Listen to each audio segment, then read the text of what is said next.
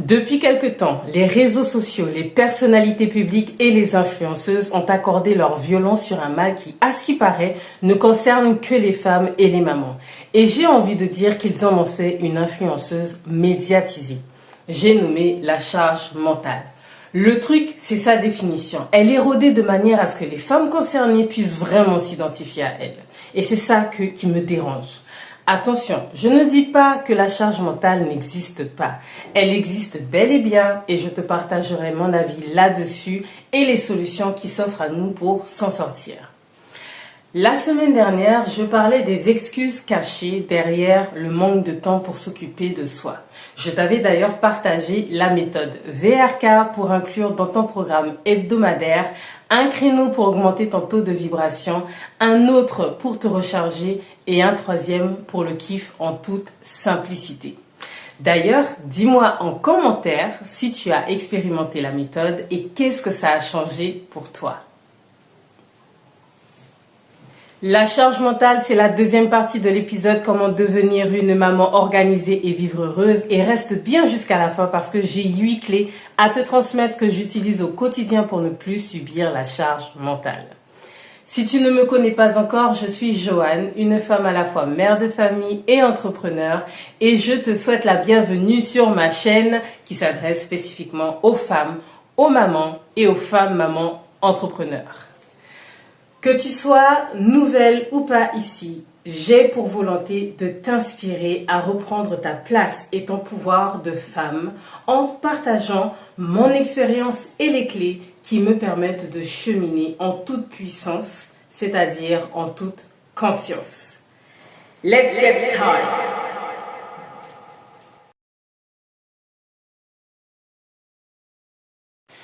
Je vais être honnête avec toi, j'ai aussi été abonnée à la charge mentale et elle s'est manifestée pour ma part pendant ma dépression postpartum après la naissance de mon premier enfant.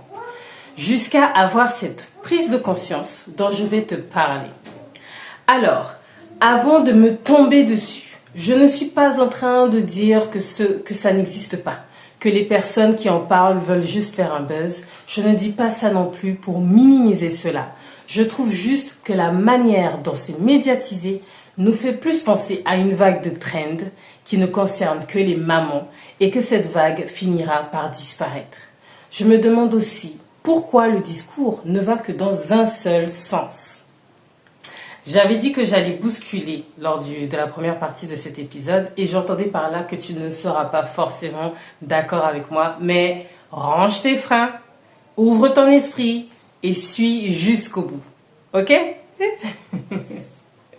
Revenons sur la charge mentale qui pour moi, au même statut que le féminisme, l'égalité des sexes, sont un moyen de plus de renforcer la croyance des femmes qu'elles ne sont pas capables ou qu'elles en demandent plus que ce que leurs épaules peuvent supporter. Ce qui les pousse à adopter une posture de « laisse-moi te prouver comme tu as tort », comme « me against the world ».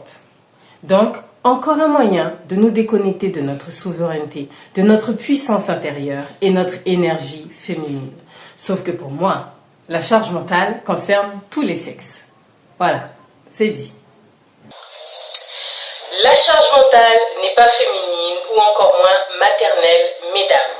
Elle concerne aussi les hommes à leur échelle. Voilà pourquoi, plutôt que de se catégoriser dedans, il faudrait chercher à en identifier la cause, l'origine, la source même, pour ensuite mettre en place des systèmes de soutien s'il en est concerné. Quand je vivais dans la charge mentale, voilà ce que j'ai identifié. Je gérais tout seul, persuadée de ne pouvoir compter que sur moi-même et personne d'autre. J'attendais qu'on me montre de la reconnaissance pour mes efforts et mes sacrifices. Je me laissais déborder par mes émotions au point d'être dans l'instabilité émotionnelle et d'être sous leur contrôle finalement. Je gardais tout en moi, convaincue que ça ne servait à rien d'en discuter ou que la personne en face n'allait pas comprendre. Je laissais les autres deviner là où j'étais dans le reproche ou là où j'étais dans l'attente de leur aide. Je me donnais corps et âme pour les miens, sans le faire pour moi au point de m'oublier. Je ne posais pas de limites, que ce soit à moi ou aux autres. sur ce que je voulais faire ou non, à quelle fréquence, quelle intensité, et en minimisant le fait que c'était aligné ou pas. Je m'isolais, convaincue d'être seule face à toutes mes batailles. Et bien sûr, la liste est plus longue, mais je vais m'arrêter là pour ne pas faire durer l'épisode 2 heures.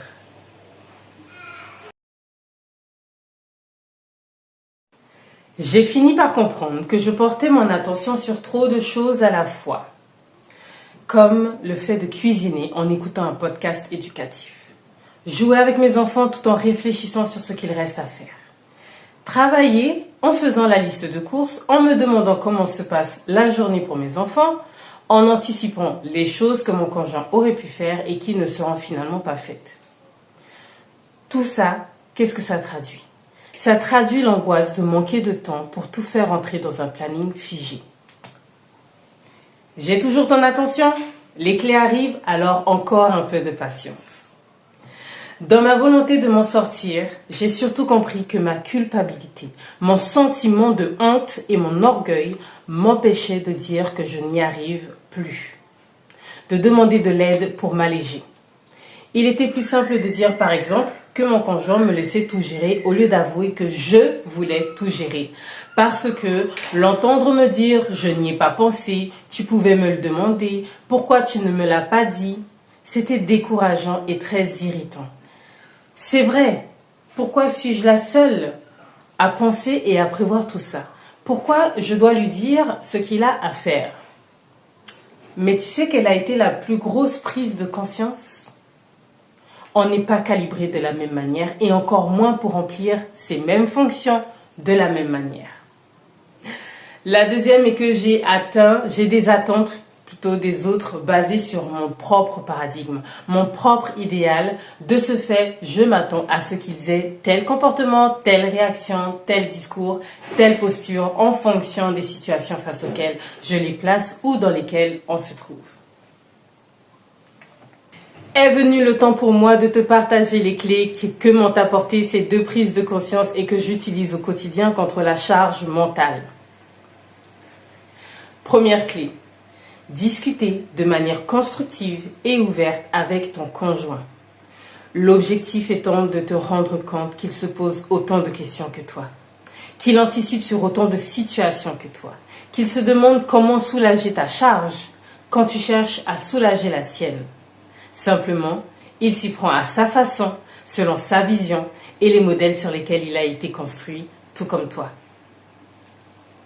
Deuxième clé, discipline-toi à te mettre sur une tâche à la fois et sur des temps sans rallonge. Tu verras que ça va te rendre plus efficace, plus performante et te permettre de faire plus qu'avant sans pour autant t'épuiser et rentrer dans le rôle de super nana. Troisième clé.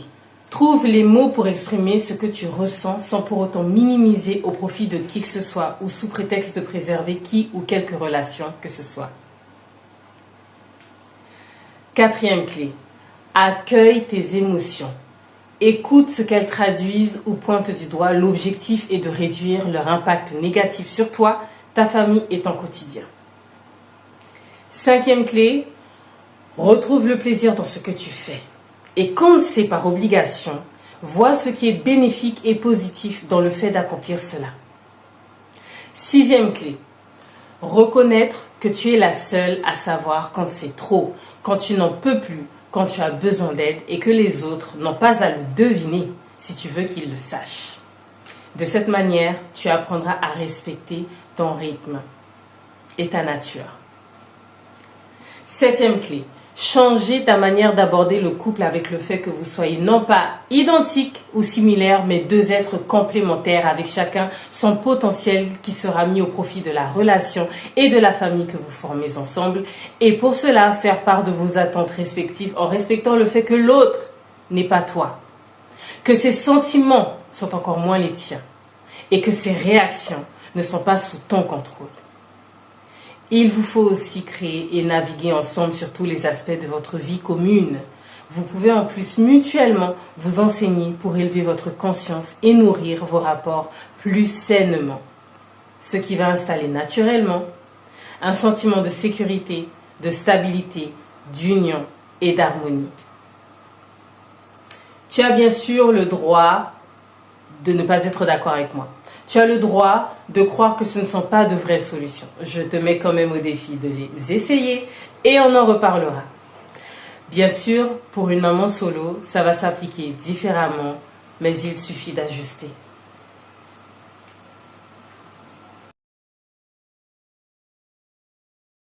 La 8e clé, te reconnecter à ta puissance intérieure pour te rappeler que ta nature profonde est bien de créer, de nourrir, d'équilibrer et d'harmoniser l'environnement premier.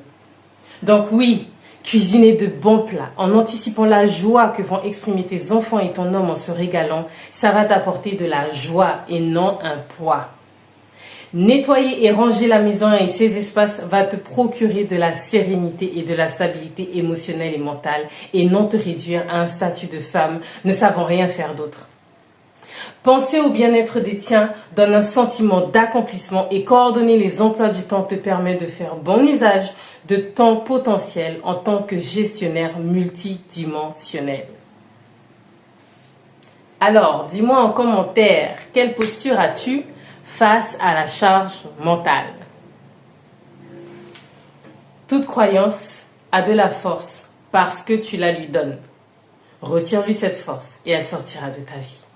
C'est valable pour toute croyance.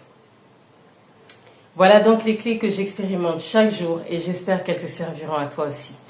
C'est aussi ainsi que j'accompagne avec les femmes et les mamans qui vivent en mode survie quand leur désir est de reprendre le pouvoir sur leur vie.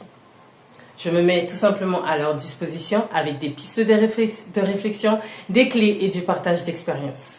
Tout cela dans un espace intime et sacré que j'ai pensé créer pour elles. Quoi qu'il en soit, merci à toi d'avoir suivi cet épisode. Et si tu trouves que ce que je partage a de la valeur pour toi, alors je t'invite à t'abonner à ma chaîne sans oublier d'activer la cloche de notification.